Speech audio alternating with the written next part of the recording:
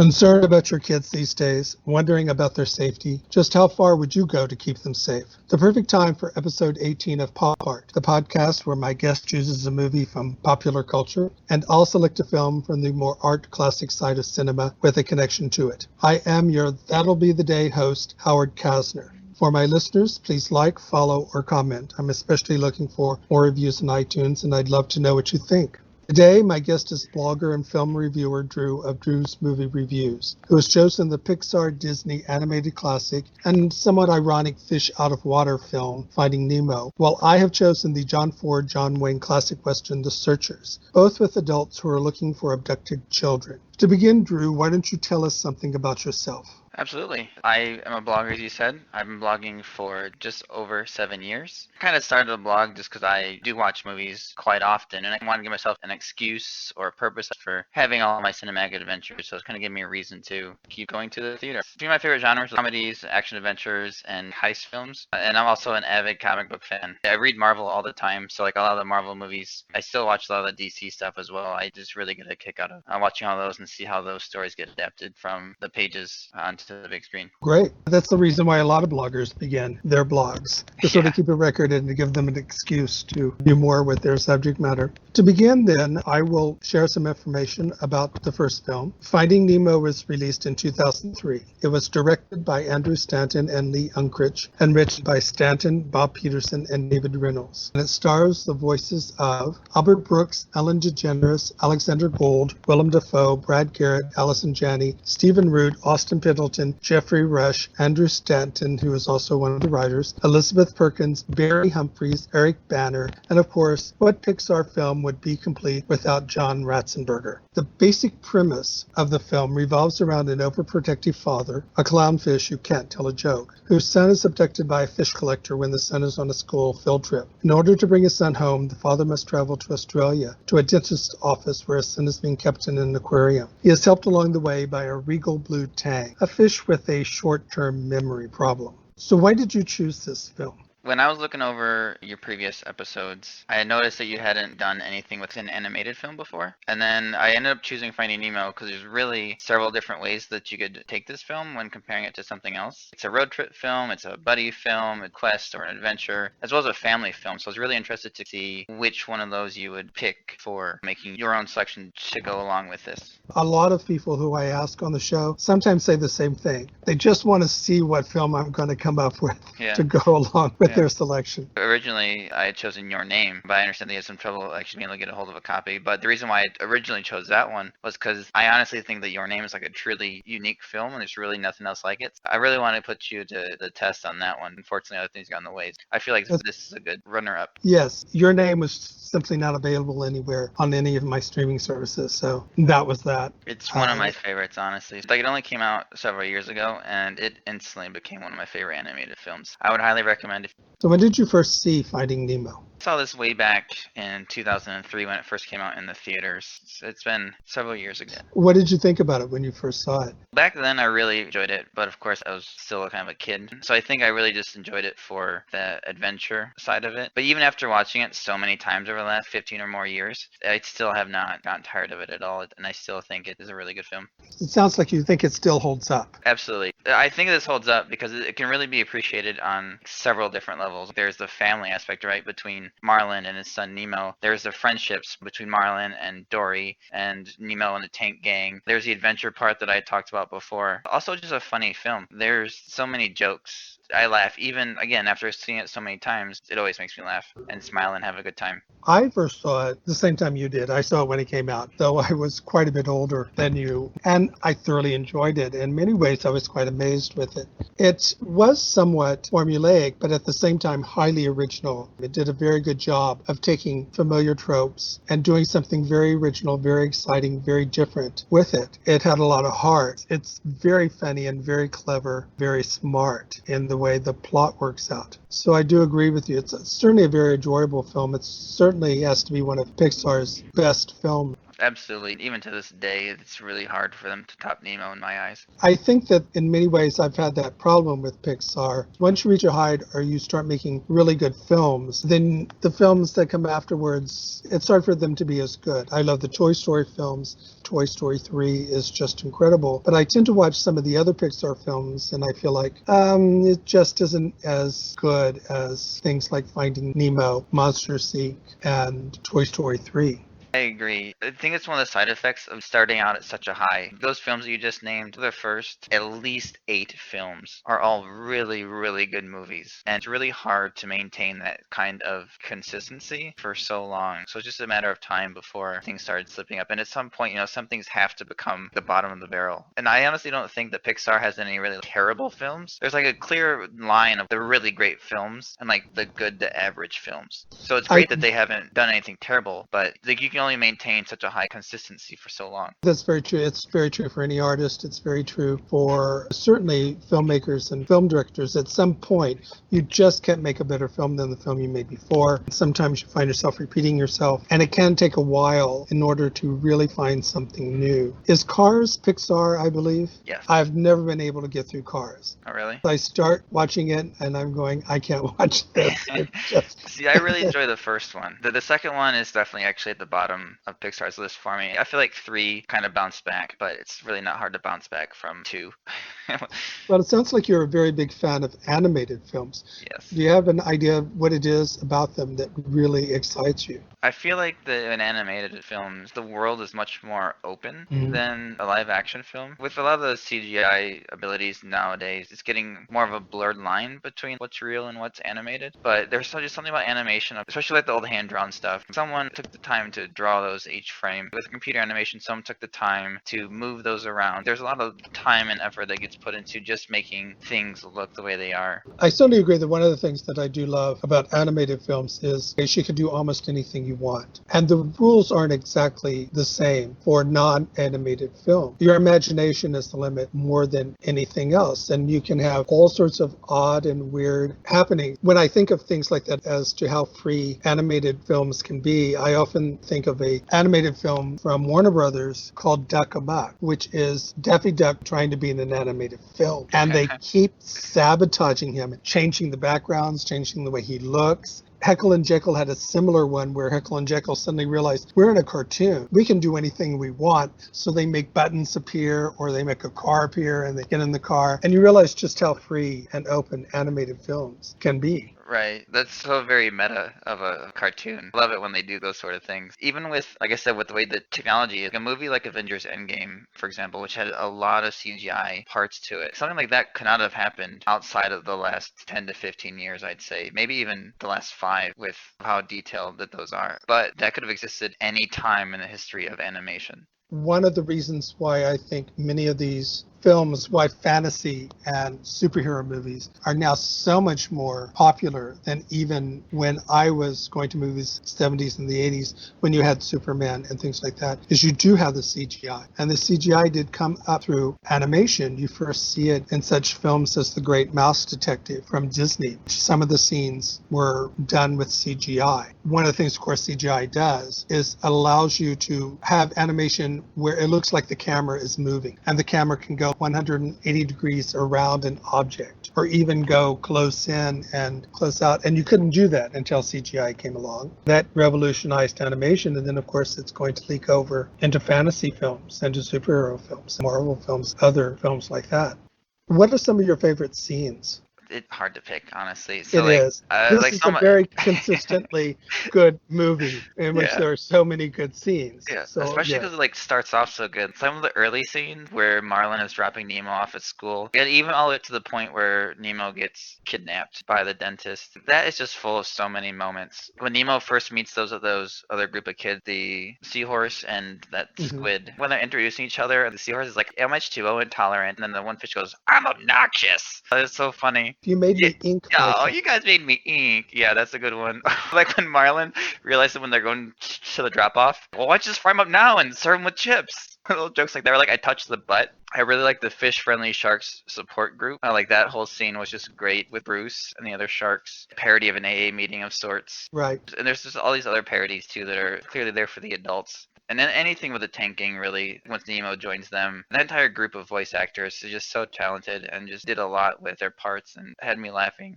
I do have to say, this is an amazing group of voice artists to have gathered together. Everyone knocks it out of the park. It's just one great voice after another. Which is really a testament to the Pixar being able to attract that level of talent. And with this being a road trip film, so you jump from scene to scene. If you take that by itself, it's just a great scene. I don't think there's one scene in there where I'm like, oh, you really didn't need that in this film. Everything here like serves a purpose. It moves the story along, it moves the characters along, and it's just well written. I certainly agree that the scenes in the tank at the dentist office are a ton of fun. I love them when they're discussing what sort of procedure the dentist is going to do and what's going to happen, and they rate it at how well he does. At this point, I also liked a couple of the Hitchcock references. When the niece's picture is shown and when she shows up, you hear the music from Psycho. And then out on the pier, when all the birds are gathering around, it looks like The Birds, that movie as well. I kept wondering whether I might be missing some Hitchcock references. There's one when Bruce, the smell of blood, and starts going after Marlin and Dory. When they close the door on him and he bashes it in and cracks open it, and he goes, "Here's Brucey." The Shining. I loved any scene with Dory. Dory was my favorite in the movie. I thought Ellen DeGeneres really captured it. She's so good. She did a really good job of getting the nuances of the, I don't know if you want to call it fears, the intricacies of having short-term memory loss and having to deal with that all the time. As I understand it, and from what I read, Dory was actually first conceived as a man. But DeGeneres was cast when they saw her do a routine where she changes the subject 5 times very quickly. And that is one of the things that constitutes her comedy routine. She just constantly is changing the subject. And she's absolutely hysterical. She's so quick. I watch her Netflix stand-up. I think it was the first time I ever watched one of her stand-up routines. The way she bounces from subject to subject, joke from joke, is bonkers. Yes, I thought she was marvelous in it. I thought she gave a wonderful performance. I wish that the Oscars would allow voiceover acting to be eligible, for nominations. Yeah. It is against the rules. Fortunately, animated films kind of get shortchanged in those award shows. I've seen argument over the years for ways to expand some of those categories, especially with special effects being a big thing right now. I'm also one who is big on Andy Serkis deserves a special Oscar, and I really wish they would just give him one. If anything, he definitely needs the Lifetime Achievement Award for sure. I wouldn't be surprised if he does somewhere down the line. He's done so much for film, especially like what he did for Gollum and the new Planet of the Apes trilogies. One of the things that strikes me about the movie is absolutely how gorgeous it is. It is an absolutely beautiful, beautiful film, especially in its underwater scenes. Yeah, I was watching on the DVD one of the special features they had on it. So John Lasseter made anybody who was working on the animation get scuba certified. So they had to go down, be in the water, watch the fish, and understand how all of that looked and felt. He didn't think they could animate it properly if they didn't understand it themselves and saw it firsthand. And you can see it. It just looks amazing. Like even, again, like so many years later, I think it's one of the downsides of CGI is that if done improperly, it can really date a film. Right. But this, it doesn't. You could compare it to, say, something like Finding Dory, which just came out a few years ago. And you can see the difference, but if you're not comparing them side by side, it's really hard to tell that this came out over 15 years ago. It does seem, at least right now, timeless when it comes to the animation. And just as beautiful as some of Disney works in the 30s and 40s. It's quite as beautiful and as astounding as Fantasia. So even outside of what happens in the ocean, even in the fish tank, they put in a lot of detail where people probably either missed or didn't expect. I'm very big with aquariums. I've had some sort of aquarium since I was like, I think 5 or something. And one of the things that I noticed this time that I guess I really didn't see in my past viewings, if you look in the tank along the gravel line, you'll see some algae building up as well as in the corners. That's because it's really hard to clean out that even if you have like an algae eater in the tank. You just don't get all the way down to the edges. If you don't have a tank, you probably wouldn't pay attention to that. So the fact that they had something like that, like something as small, the algae where it needs to be, I think was incredible. The plastic plants that they have in there looked exactly like some of the plants that I had in my tanks. Like I've taken filters apart. When Nemo was inside the filter, all of that looked exactly like what I've seen, in my hands. The attention to detail is just, again, one thing that makes Pixar such a great animation studio. Well, it is a gorgeous, gorgeous movie. I could just watch the fish swimming around alone for a long period of time. It certainly makes being under the sea quite a beautiful experience. At one point, Andrew Stanton said that Albert Brooks saved the movie. I'm not sure I'd be willing to go quite that far because there's so much talent and so much that has going for it. But Albert Brooks is pretty wonderful here. And one thing Stanton said is he just thought it was funny to have a comedian play the role of a character that can't tell a joke. And apparently one of the things Albert Brooks did was tell a lot of bad jokes in order to get ready for the role. That's awesome. It always seems just in general, when you cast outside an actor or actress's normal area, you'll be surprised at what happens sometimes. One of my favorite stories about Hollywood is Leslie Nielsen. Mhm. He was a serious actor until Airplane. That's all I know him for. I haven't really gone back and watched some of his earlier works. To think of him as not a comedic actor, that doesn't even register to me. They sometimes had trouble getting the more iconic actors to do the film because it was this satire and this comedy. I haven't seen very many Leslie Nielsen films. He was not a major actor. He mainly did B films. What most people probably remember him for outside of these comedies is a very brief appearance in the Poseidon Adventure where he plays the captain of the ship, but he gets killed off very quickly. But it can be very exciting to see an actor do something new and do something different. Albert Brooks certainly gave a marvelous performance here. We were talking about how the story holds up. I think that this is really, again, a strength of Pixar. And why like films like Toy Story and Monsters, Inc. really lasted all these years. And Incredibles, too, is another one that's at the top of my Pixar list. Because they tell these stories that appeal across multiple levels. Their movies can be enjoyed by children and teens and adults, parent, non-parents. Like, everybody can find something in Finding Nemo to latch onto and really appreciate. Certainly the main through line is something that many adults and many parents would immediately identify with.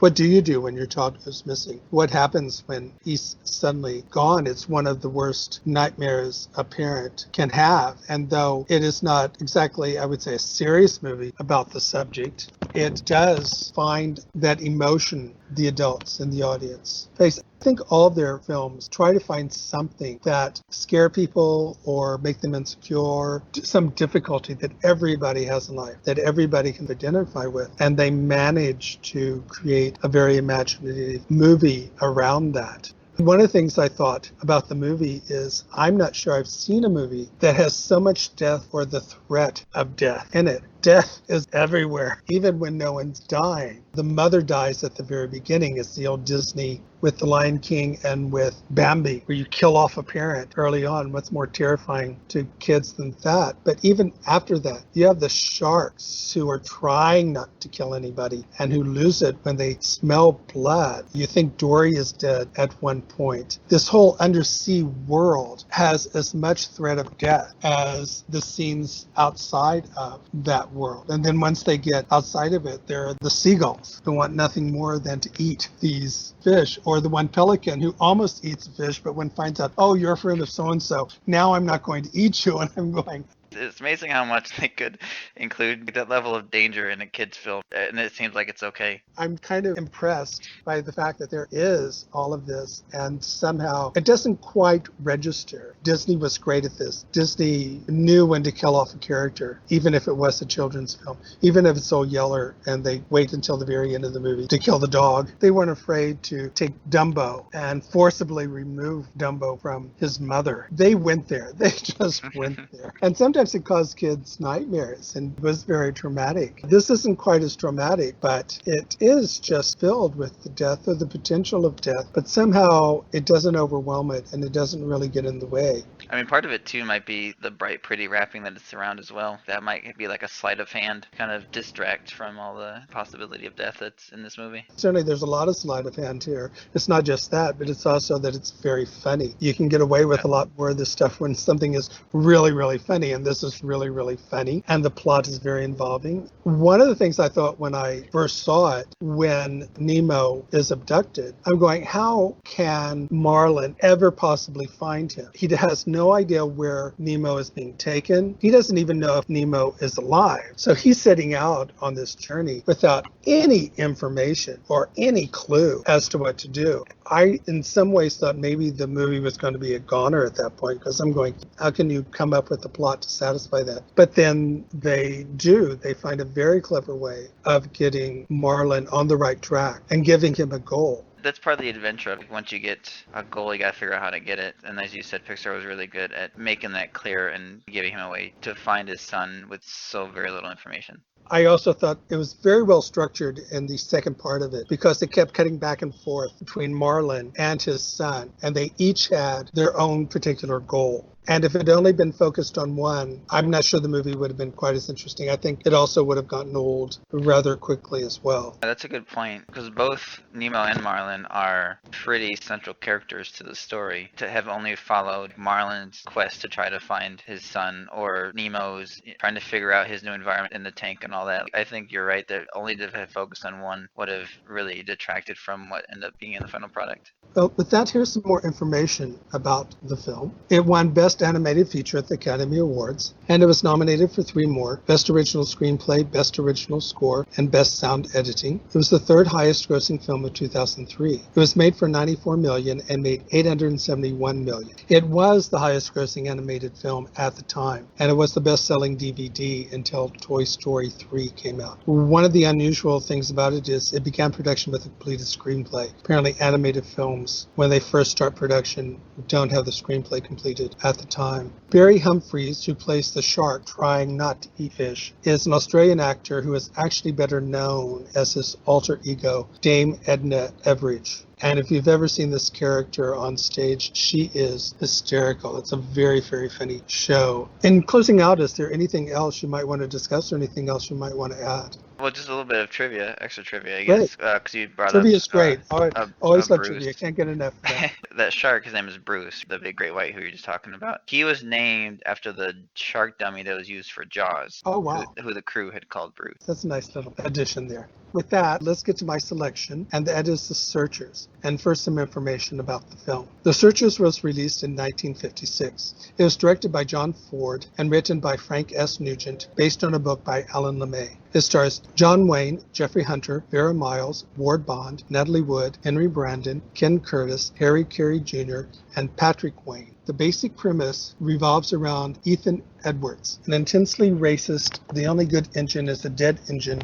Civil War veteran. He has not seen his family in years, having fought for the Confederacy and in the Mexican Wars. But when he returns home, his niece is abducted by some Comanches, and he spends 7 years trying to find her, aided by his adoptive nephew, who is 1/8 Native American. Of course, there are some similarities between these two films. Both, of course, are about young children who are abducted, both being sought after by an adult. In the first one, in Finding Nemo, of course, it's the boy's father. In this one, it's the young girl's uncle. But beyond that, there are innumerable differences. When did you first see the film? I just saw this a few days ago when I watched it in preparation for this podcast.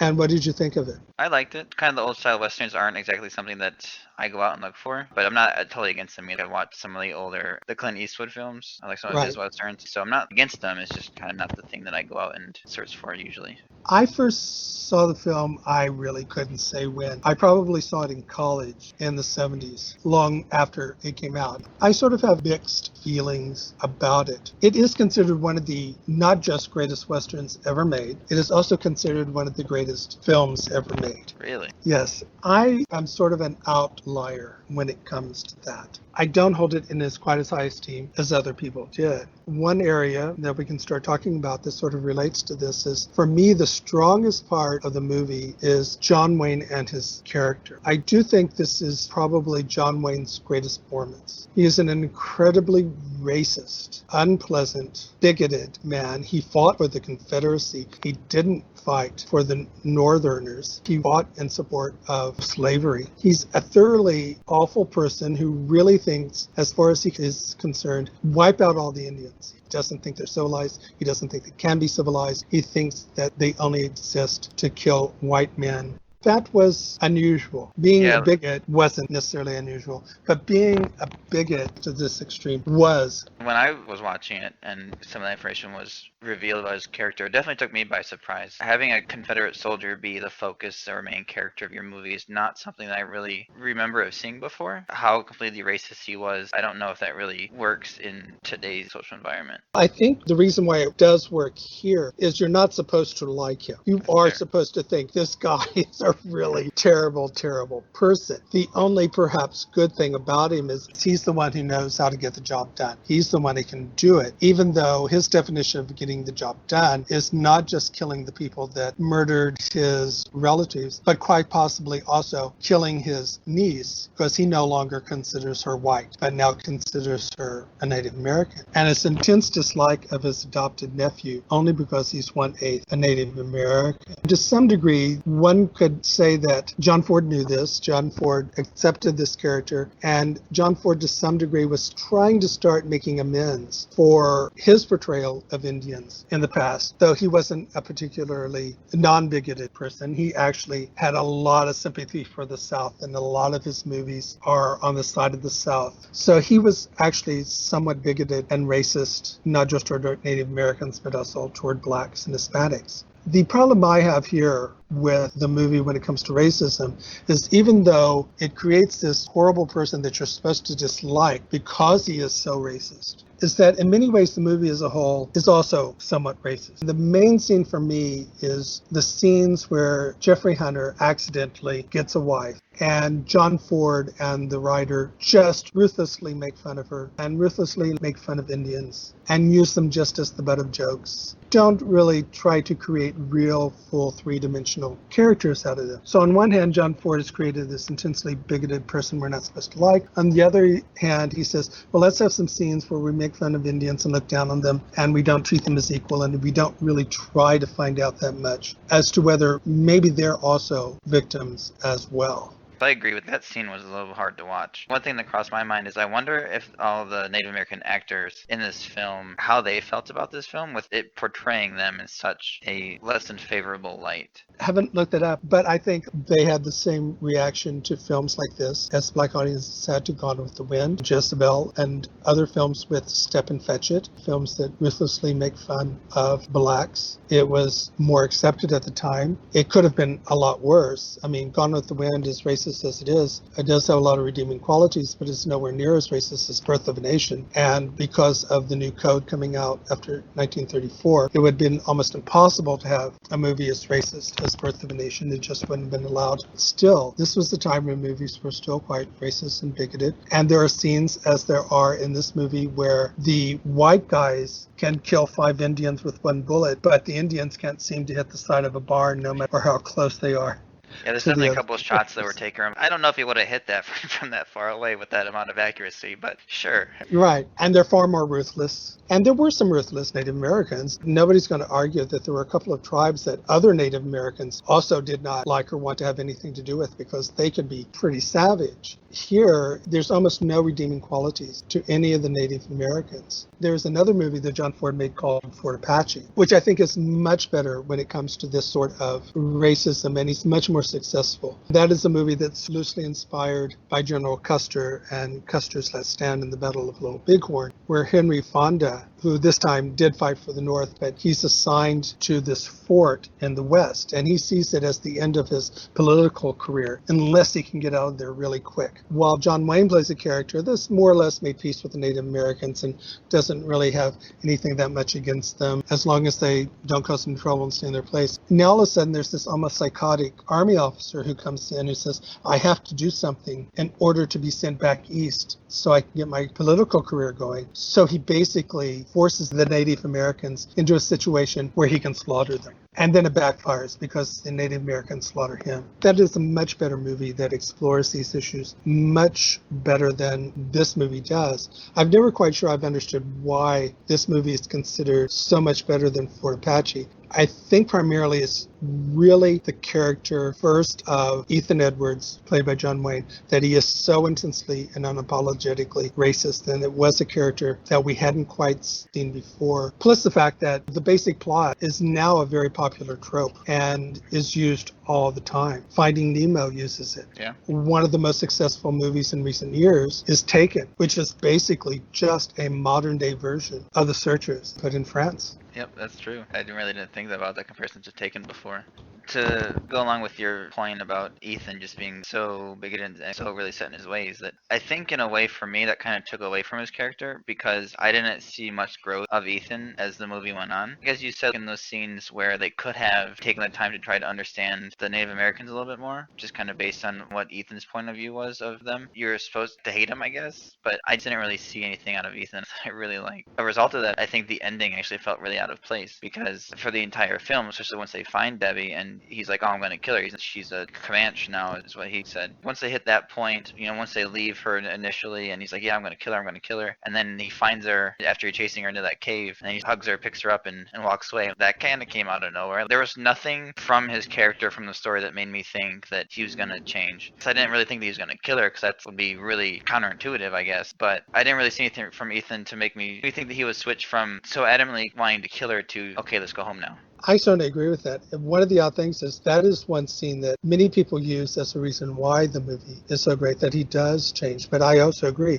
it does seem to come out of nowhere. It almost seems like an ending that is forced on the movie from a box office perspective, though I doubt it. I'm sure that John Ford and the writer, Frank Nugent, and perhaps the original book, they had the same ending. Does seem a bit forced. It does seem like it's there to sort of redeem everything that went before, and I'm not so sure. It's like one of those things where like one good deed does not really erase everything you've done. They do other little things. They do have off-screen. Most of the violence does happen off screen when the American soldiers have attacked a Native American village and just killed everybody, including the women. We don't get any information of that. We don't know why they did it. We don't know what happened. In many ways, it's almost thrown away. Jeffrey Hunter says, why did they have to do this? We also find out that one of the reasons why Scar is doing what he's doing is because his parents were murdered by white people, but I'm not sure it's quite enough to offset the movie as a whole and its attitude toward Native Americans myself.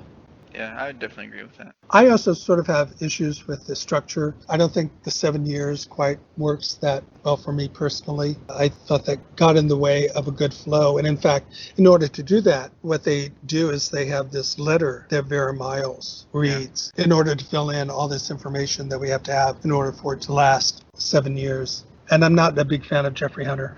So I didn't even realize it was 7. I thought it was 5, but maybe one of them was just like a 5-year gap, which I guess to a point that really doesn't really do a good job of then explaining the timeline, because if we only see chunks as the story goes on over those 7 years, for a 2-hour movie to try to cover 7 years, there's going to be a lot that gets missed. Right. Well, I think you're all right in that they're reading the letter.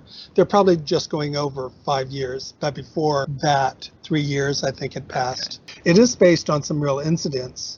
The one big incident is they actually looked for them a lot longer, but also happened in abduction where a long period has lasted when they find the women. The women don't want to leave. This is their life. They have husbands, they have children maybe. This is how they've lived.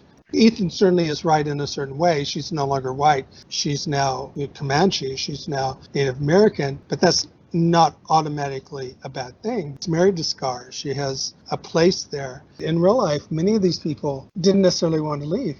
Many people consider it to be a very beautiful movie as well. It certainly uses Monument Valley very well. It has beautiful vistas. It certainly looks great. How did you find the look of the film? I definitely think it was a very well shot film. One of my personal favorite in film, I like those wide shots. I really think that they made a good use of that. The backdrop of the desert, I think, was well used. I really gave a good scale to the area and what was going on with the characters. Though sometimes you could tell when it was actually done on a backlot and when it was actually done outside.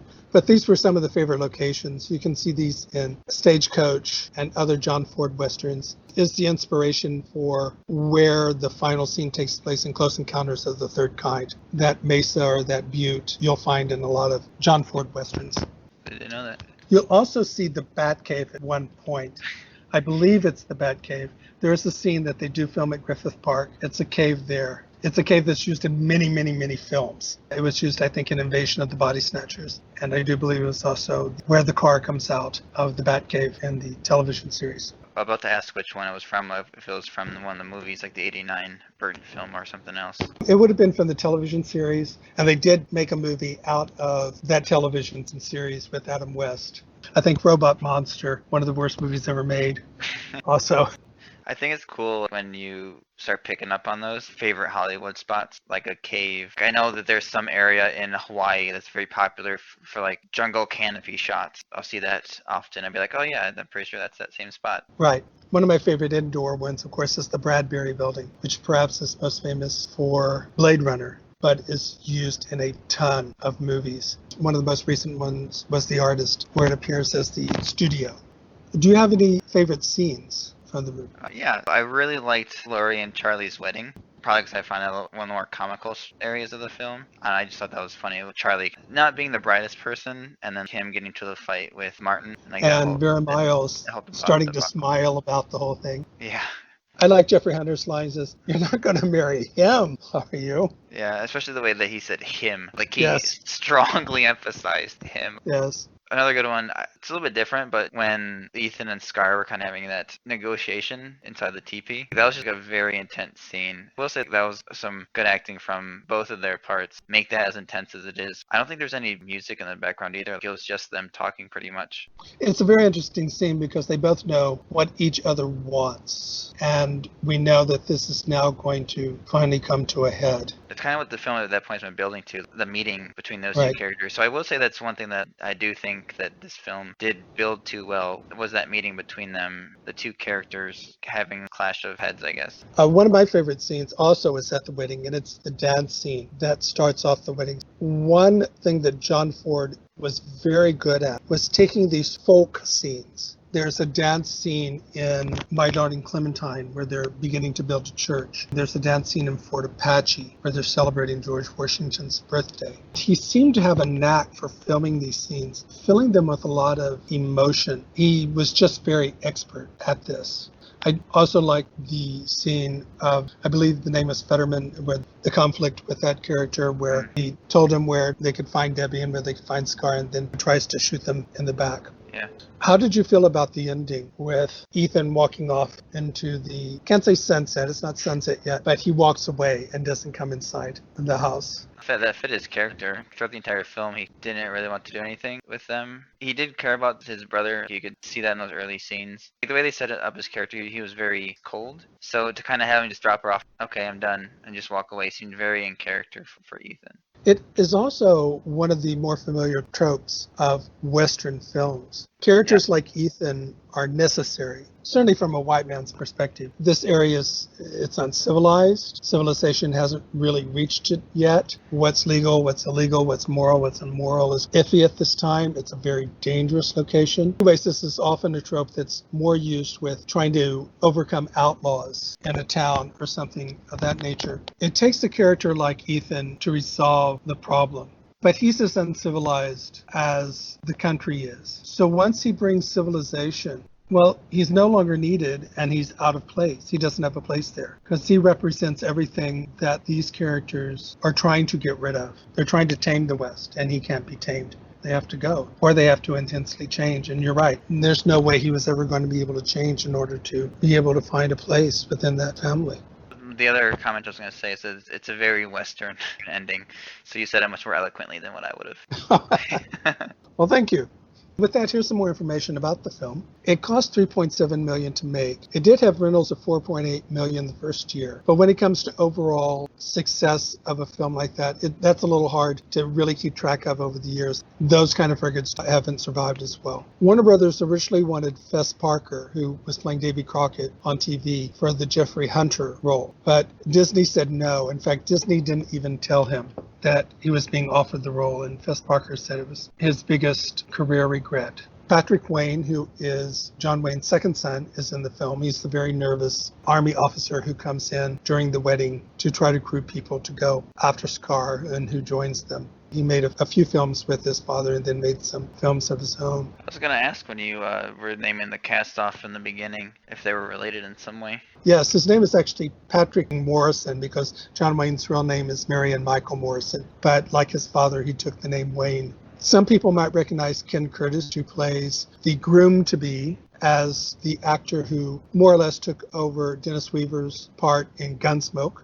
Henry Brandon, who played Scar, was actually German-American, but you rarely use Native Americans for major roles like this. It is a movie that had one of the very first behind-the-scene films made as a way of promoting the film. And it is considered one of the greatest films ever made. I mean, especially other filmmakers and major critics really think this film is great. Sight and Sound and Cahiers du Cinema, which are the two lists of films you go to if you want to know what the greatest films ever made are, rank it very highly. Sight and Sound now has it as number 7 on its list, and Cahiers du Cinema has it as number 10, and it's rated very highly by such filmmakers as Jean-Luc Godard.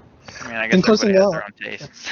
I wouldn't place it that high. I talk to other people as well, and people do love it. So I realize that I am vastly outnumbered. I do have to say, yes, it is one of the greatest movies ever made. And just because it doesn't necessarily work for me or appeal to me or I rate it that highly, it still, yes, by definition, is one of the greatest films ever made. In closing out, is there anything else you might want to add about this movie or both movies together? Definitely think this was a good choice that you made to compare to Finding Nemo, just for having some strong fatherly figure try to find the kidnapped kid. I think it is good to show that it's not just the parents too who care about these kids, even though we've talked about Ethan and how he is as a person, but he clearly had love for his niece who has spent so much time to try to find her. This is basically the same story, and I always find it interesting that you can do such incredibly different things with the same basic ideas. With that, let's start closing out. So I asked you to choose a film or two to go with your choice that might interest our audience. So I might have cheated a little bit and I chose 3. The first one is Finding Dory. It's a direct sequel to Finding Nemo. It's very similar, except this time it's Dory the one who gets lost, and then Marlin and Nemo are the ones who go set out to find her. My second pick is a movie called Onward. It's the most recent Pixar movie. It was released back in March, just before the pandemic hit. It was like one of the last ones to actually hit the theaters before everything shut down. It's about the brothers Ian and Barley. They lost their father really young. Ian doesn't even remember him because he was just a newborn when his father passed. It takes place in this magical world of elves and centaurs and dragons and all that stuff. The two brothers go on a quest to find a magical gem to use in a spell in order to bring their father back for just 24 hours. It's another one of those quest movies and family movies that's very in line with Finding Nemo. And then my last one is called An American Tail. It came out, I think, in 1986. It was directed by Don Bluth, which was an animator who famously left Walt Disney back in the 80s. It's about a Russian mouse named Fievel. Him and his parents emigrate to the U.S. Along the way, there's a thunderstorm. It separates Fievel from his parents, and so he sets off on a journey to find his parents. Excellent choices. I also actually have chosen 3. My first choice is a French comedy called Les Confrères. It stars Gerard Depardieu and is directed by Francis Fabian. And in it, a woman's son runs away, a teenager. To help find him, she calls upon 2 men from her past, and she tells each of them that they are actually the father of the boy. The boy actually doesn't know who his father is, and the mother has never told him, but it's probably one of these 2 men. But in order to get them to join forces to find the son, she tells each of them that each one is definitely the father of the boy. It's a very funny and a very enjoyable film. The next one actually reverses the basic storyline. In German director Wim Wenders' Alice in the Cities, a German journalist meets a woman and her 9-year-old daughter. The woman asks him to look after the daughter for a moment, but she never returns. So the man crosses Europe with the girl in order to get her to her grandmother. Instead of trying to find a child, a person has the child and is trying to get him to a parental figure. And then, of course, as I mentioned before, Taken, directed by Pierre Morel and starring Liam Neeson, which is basically a modern-day version of The Searchers. What is next? What should we be looking for from you? So as I said, I just celebrated my 7th vlogging anniversary a few weeks ago, actually. So really just expect more movie reviews. I try to do some more long-form posts, but I unfortunately am not finding the time to get around to those like I want to. I have a couple ideas, but if they ever actually make it to the blog is another question. Every year I do a blogathon, which we call the Ultimate Decades, which I do with my co-host named Kim, who runs another blog called Tranquil Dreams. But basically, the idea behind the blogathon is we look at our favorite movies or like the participants' favorite movies from a particular decade. We're probably going to change it up this year. We're looking at maybe changing up the format a little bit because we've already done the 70s up through the 2010s. So we're going to see if we can maybe change the format a little bit, but still keep like the decades, the theme.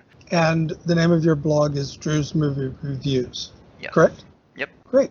As for me, I'll run through my usual litany. I am a screenwriter and script consultant, so I have a Facebook consultation page called Howard Casner Screenplay Consultation. I have a blog called Rantings and Ravings, where I talk about issues concerning screenwriting and movies. I have 2 books of short stories published on Amazon, The Starving Artist and Other Stories, and The 5 Corporations and One True Religion. These are sci-fi, horror, and fantasy short stories. The second edition of my screenwriting book, More Rantings and Ravings of a Screenplay Reader, is also available on Amazon. And I'm an amateur photographer, and you can find that on Instagram. The previous podcast was with Tob Liebenow of the Forgotten Film and Walt Sitney podcast on the films The Karate Kid and Let the Right One In, both films about young people being bullied. The next podcast will be with writer-director Steve Weiss, where we will discuss the movies Jaws and White Hunter Black Heart, which are 2 films about people hunting down a dangerous beast. So with that, Drew, once more, I would like to thank you very much for being a guest on my show. No problem. Thank you for inviting me on. It was a real pleasure.